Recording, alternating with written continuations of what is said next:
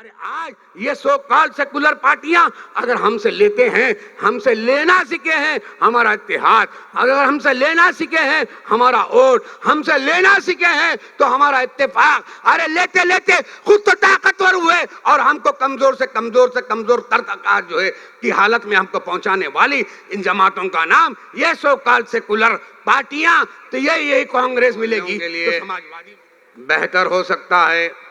कौन सा उम्मीदवार आपके इलाके में तरक्की ला सकता है और कौन सा उम्मीदवार आपके नौनिहालों के चेहरों पर मुस्कुराहट ला सकता है, कौन सा नौनिहाल, कौन सा उम्मीदवार कामयाब होने के बाद में आपके इलाके में तालीम पर काम कर सकता है, कौन सा उम्मीदवार आपके इलाके में कामयाब होने के बाद में आपका मत लेकर, आपकी वोट लेकर, आपका इत्तेहाद लेकर आपकी आबादी में तरक्की दे सकता है। तो आपको ये तमाम चीज़ 5 वर्ष में एक बार विधानसभा का इलेक्शन आता है, तो विधानसभा के बाद आपको यहाँ के लोकल बॉडी कॉरपोरेशन का भी इलेक्शन आता है और एमपी का भी इलेक्शन आता है। गर्ज ये कि हर इलेक्शन में आपको ये देखना पड़ता है, ये देखने की ज़रूरत होती है कि कौन आपका उम्मीदवार आपका मत हासिल करते हुए, आपका इत्तेहाद हासिल करते हुए, आपका वोट लेते हुए कामयाब होने के बाद में आपके लिए, आपकी आबादियों के लिए कितना फ़ायदेमंद साबित हो सकता है। तो मैं आपसे ये कह रहा था, एक तरफ तो आज सारी सियासी जमातों ने अपने अपने उम्मीदवारों को मैदान में उतारा है, तो ये पर असेंबली 288 असेंबली जो है कॉन्स्टिट्यूंसीज में महाराष्ट्र के अंदर आज इंतखाबात 20 तारीख को है। तो 20 तारीख को हर असेंबली कॉन्स्टिट्यूंसी में हर सियासी जमात ने, हर पॉलिटिकल पार्टी ने अपने अपने कैंडिडेट को उतारा है।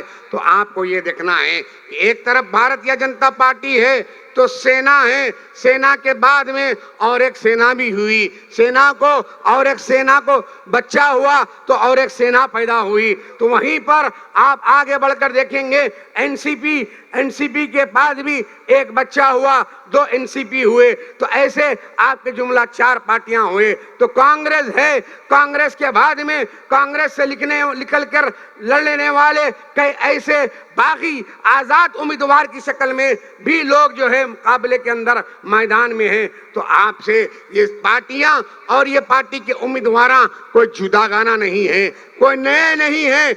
आप आज़ादी हिंद से, मेरे मुल्क के अजीज की आज़ादी के बाद से लेकर आज तक आपने ये कांग्रेस को देखा और कांग्रेस के उम्मीदवारों को देखा, आपने सेना को देखा, सेना के उम्मीदवारों को देखा, आपने भाजपा को देखा, भाजपा के उम्मीदवारों को देखा।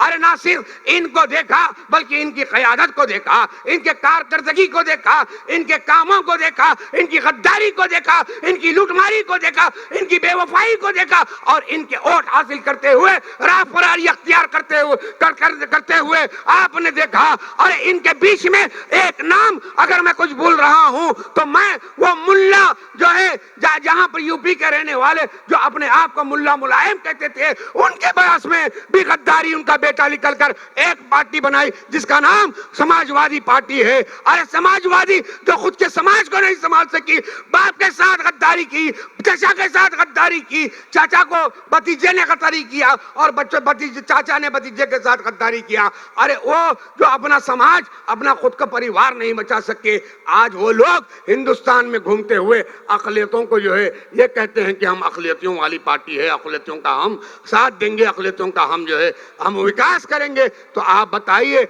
अरे वो आज तब से उनका क़याम हुआ, तब से लेकर आज तक अगर आप अंदाज़ा लगाएंगे तो आपको अंदाज़ा होगा जहाँ जहाँ पर इनको मत मिला, जहाँ जहाँ पर इनको इक़्तिदार मिला, अरे इक़्तिदार तो हासिल किया, हमारा वोटों के ज़रिए मुंतखब तो हुए, सीटों पर बैठे, इक़्तिदार पर बैठे, आप राज ही किए, लेकिन काम विकास हुआ। बताओ यूपी के अंदर क्या हाल है। अरे आप आप नहीं, आपको भी इख्तिदार मिला, आपके वालिद को भी इख्तिदार मिला, तो आप बताइए किनका विकास हुआ? अगर विकास हुआ तो किसी का हुआ तो वो खुद के अपने परिवार का हुआ। एक परिवार के अंदर आप देखेंगे तो दो दो एमपी मिलेंगे, एमएलए मिलेंगे, मिनिस्टर्स मिलेंगे। अगर उनके पास में जो है इख्तिदार आया तो मंत्री भी वही, एमपी भी वही, मिनिस्टर भी वही। अरे अगर वो हासिल करते हैं तो किसके जरिए हासिल करते हैं? अरे उनके घर में दो दो एमपी बनते हैं, दो दो खासदार बनते हैं, अगर तो किसके जरिए बनते हैं?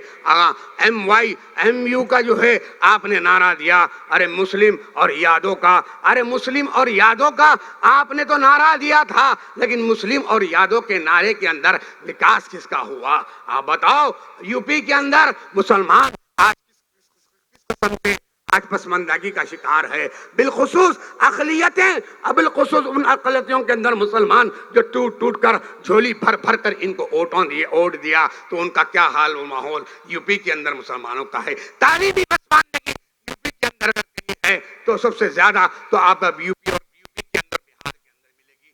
माशी पसमानदगी यूपी के अंदर मिलेगी। अरे आज ये सो कॉल्ड सेकुलर पार्टियां अगर हमसे लेते हैं, हमसे लेना सीखे हैं हमारा इत्तेहाद, अगर हमसे लेना सीखे हैं हमारा वोट, हमसे लेना सीखे हैं तो हमारा इत्तेफाक, अरे लेते लेते खुद तो ताकतवर हुए और हमको कमजोर से कमजोर तक आज जो है की हालत में हमको पहुंचाने वाली इन जमातों का नाम ये सो कॉल्ड सेकुलर पार्टियां, तो यही कांग्रेस मिलेगी तो समाजवादी मिलेगी, ये एनसीपी मिलेगी, तो ऐसी सेकुलर जो है जो सो कॉल्ड सेकुलर पार्टियां जो खुद का तो अपना विकास करते रहे, लेकिन हमको जो है बेहाल व मददगार हमको जो है हर राह पर छोड़कर जो है चलते रहे।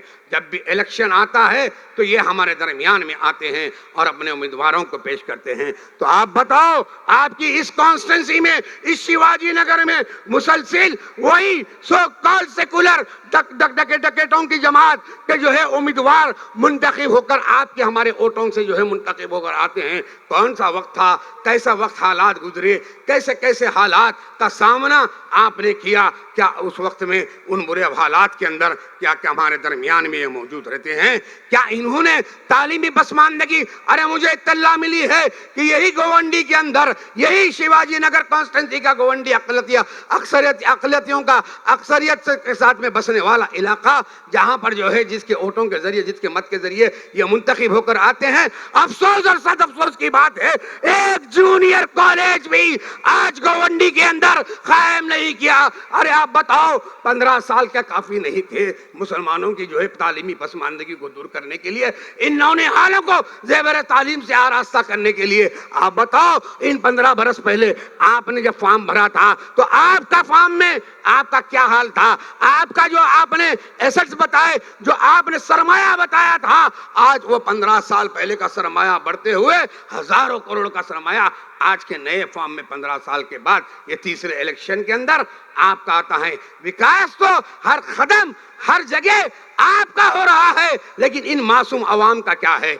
इन मासूम अवाम के हाथ में कोई हाथ में कलम देने के लिए आप नहीं सोचे, इनको जेवर तालीम से आरास्ता करने के लिए इनको आप जो है तिब्बी मैदान के अंदर कोई अच्छे से सरकारी दवाखानों का क़याम आपने नहीं किया। अरे सड़कें अच्छी नहीं की, सरकारी जो है ना कोई बिल्डिंगों को कायम नहीं किया।